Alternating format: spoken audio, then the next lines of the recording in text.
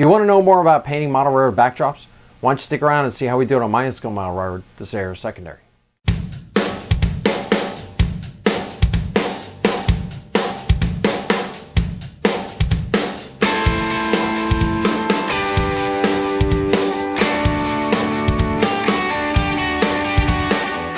Hello everyone, Joe from Central Jersey Conrail and in-scale. Welcome back. So this is going to be an extra video. It's not really going to be in any playlist per se. I might just put it in the paint shop.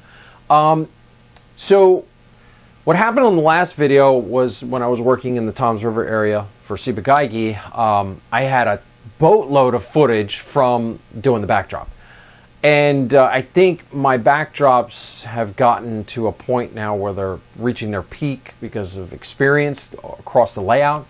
So I had all this footage that I kind of edited out of the video, and I was like, it just seems like a shame to waste all this footage and not use it. So I figured, you know what, let's put together a video and we'll go through and I'll just kind of let you see the process develop. I'm gonna slow it down a little bit, so it's not gonna be as fast as normal, but I'm still gonna speed it up because it's 8 hours of footage. So I want to get you through and see how the whole backdrop came together, because I think this is my favorite one here. It came out really, really good, and just to watch it on film come together, it's kind of cool. I'll go through. We'll set it to music, and I'll go through and I'll just give you some tips and techniques as I go, and what I've learned to do and what I've learned not to do. So why don't you sit back and watch the video, and I'll talk to you afterwards.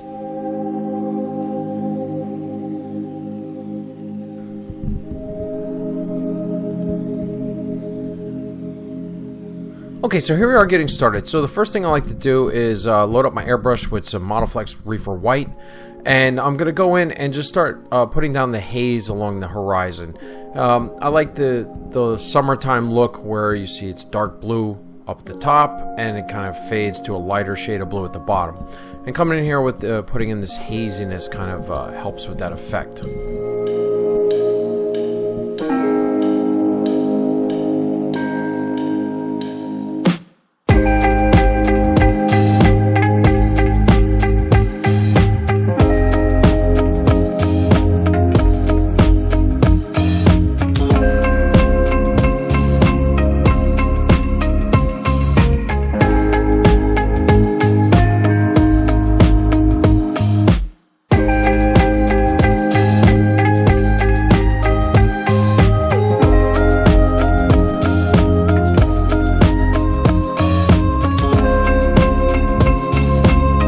So once I got the haze laid down, I just picked a random spot somewhere on the backdrop and draw the outline of my first cloud.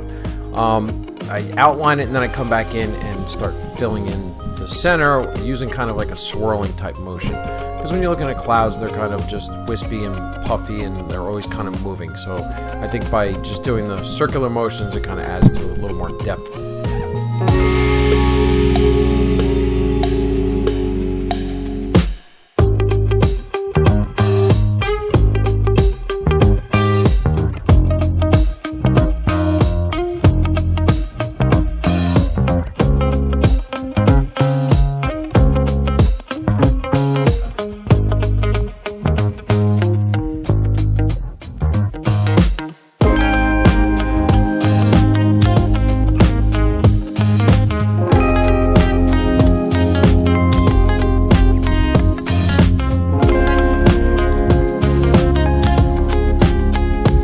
Once I have the basic shape of the cloud laid out, then I pick a reference point. So in my layout room, I kind of think of the sun being at the 11 o'clock position, and that is where the sun is shining from. So then that's where I point all my highlights up at the 11 o'clock position on all the clouds, because that's where the brightest portion of the sunlight would be.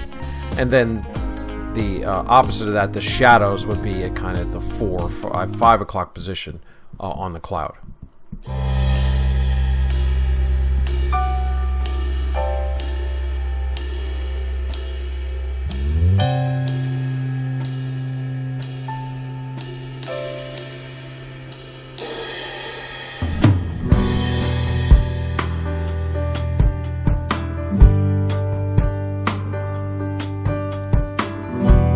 So because there's a valance in the layout room, I don't take the clouds all the way up to the top of the backdrop because you just wouldn't see them and that would kind of be a waste of time. So that's why the biggest clouds are at that line that you see there, because that's kind of right at the bottom edge of the valance. Once I get those big clouds set, then I start working on the smaller clouds below it.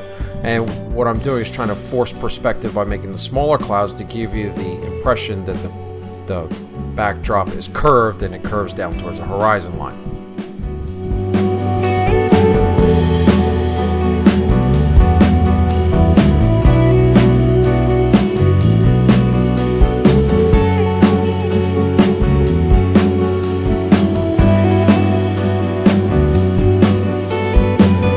So if you notice, as I work along here, the previous clouds that I worked on kind of dry and they kind of fade. So I go back and I add more layers of highlights and shading, and I just keep doing that step, and kind of like one step forward, two steps back, and just keep going throughout the backdrop. And I think that's what adds more dynamics to your clouds, is just by constantly going back and adding more and more layers of shading.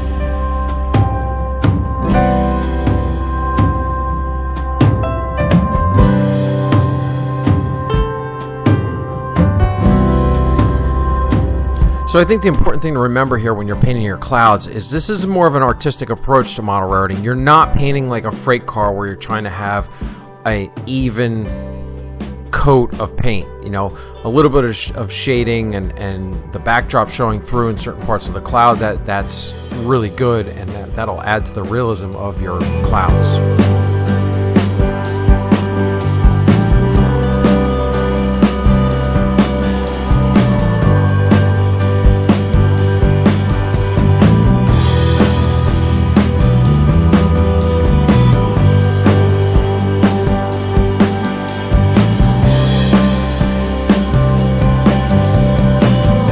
Now I'm working on some more of the background clouds, and I think the important thing to remember about when making the clouds to force your perspective is the clouds need to be longer and thinner to give that idea of perspective, not so much a big puffy cloud.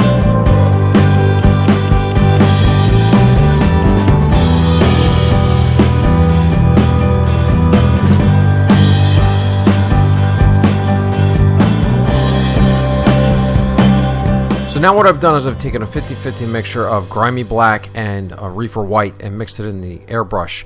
And I'm going to start hitting the shading on the low parts of the cloud to make that darker section. If you look at clouds up in the sky, you know, the bright parts are up at the 10 or 11 o'clock part, and you know, the 4 and 5 o'clock portions are where the shading is. So that's what I'm doing here.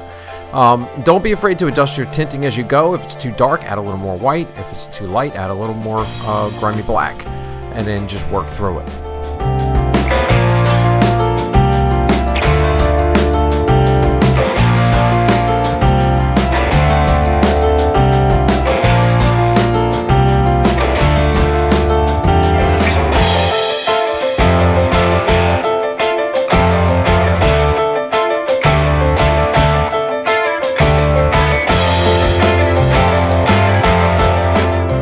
And also vary the intensity of your shading.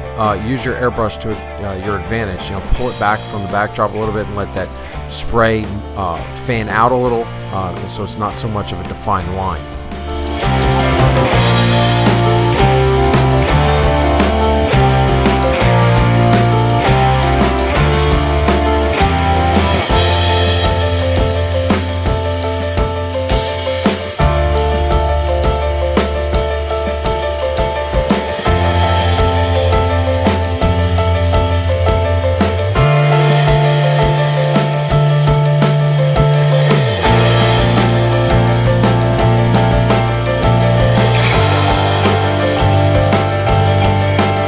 So now that I'm done with my shading, I'm going to clean out my airbrush and I'm going to load it up with more reefer white. And then I'm going to come in and just kind of dull down some of that shading that I put in and add some more, you know, just overspray to kind of soften up the clouds and not have those edges so harsh.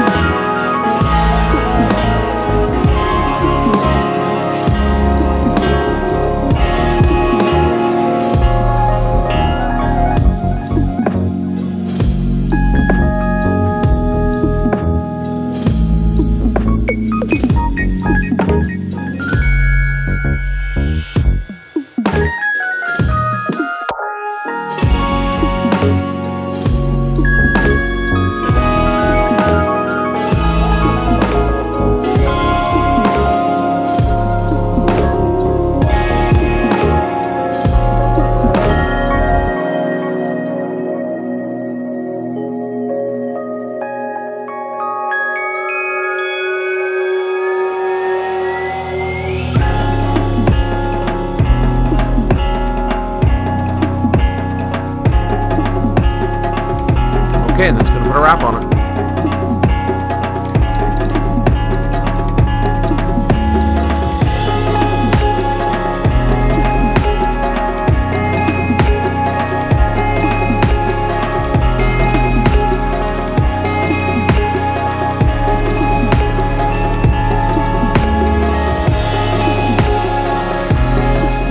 All right, everyone, so there you go. That's how I did it. So yeah, came out really, really good, as I said in the beginning. So like, I'm the kind of model railroader where I'm not really big on photo backdrops where, you know, but I've seen them and they're super nice. Me personally, I was just like, I just want clouds and I want the backdrop to be the sky with the clouds and I'll take care of the interface. Like, there is some areas where you've seen in previous videos where in Englishtown or even over in Brown's Yard where it didn't make sense that where the scenery was no interface, so I kind of put my own photographic backdrop up over top of the clouds.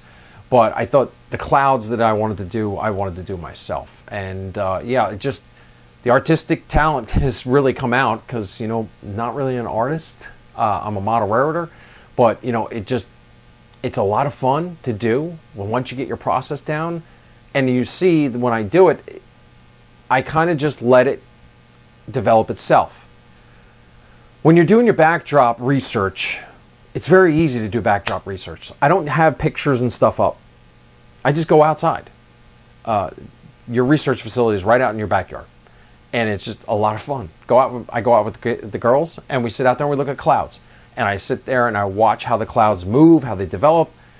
And then I kind of get an idea of what I like. Because there's different types of clouds based upon weather, and I don't really know them all. My daughter does, but I'm just like, I know like the big puffy white clouds. And I love on a summer day when you get those puffy white clouds that stack all the way through the horizon, and you get that perspective look, how it drops off. And the big clouds are up top, closest to you, and then the clouds get smaller as they get further away. And that's the look I'm always looking for on my clouds, because I just think that kind of portrays summer to me. It's just, you know, lots of moisture up in the atmosphere, lots of energy, and that's how I go about doing my backdrop.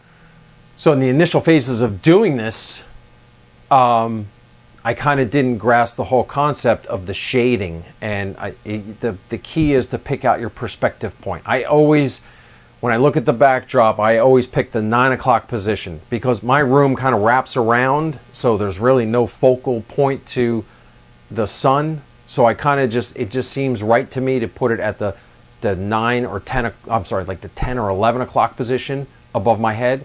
So that's where my sun is, so that I can set my perspective. So I always put my highlights up this way and my shadows down this way. So that's when I got that concept down, that's really when my backdrops came together and it started to look the way it did. I know there's tons of different ways to do the backdrops out there. You can use stippling, you can use brushes, you can use oils, you can use acrylics. I just use what I know, and that's my airbrush. I know how to control my airbrush. I know how it works, and I know what I can and can't do with it. And also varying the paint color. You know, when I was doing the bottom shading of the clouds, like I get in there with the shade that I thought, and once it got up there, I was like, it didn't look good, so I poured a little out, tinted it a little more, and then just adjusted as I went. So don't be afraid to do that also. But yeah, as I've indicated in the past, it is probably my most favorite part of building this layout is the backdrops, because it's just like, you know what, let your imagination go. There's no diagram that says the decal has to be in this spot, or you got to use this color on this spot. It's just, hey, let it come out and let it work its way onto the backdrop, and you just go from there. So that's why I think it's the most fun of building this layout, is actually doing the backdrops. All right, so there you go. I think that's going to put a wrap on this video. I hope you guys enjoyed this. I hope you picked up some stuff, because it's just, this is all my experience over the last, 5 years of doing this. So I hope it helps you and encourages you, because don't be afraid to give it a shot. I mean, what's the worst that can happen? You don't like it? Paint it over. Just paint blue and start all over. So yeah, get out there and give it a shot. Okay, so if you're seeing this video for the first time, you haven't done so already, please subscribe to the channel, because we'd love to have you following along. And don't forget to check out our Facebook, Instagram, and TikTok for daily updates on the layout construction. And otherwise, I'll see you again next time on Central Jersey Conrail Landscape. Thanks.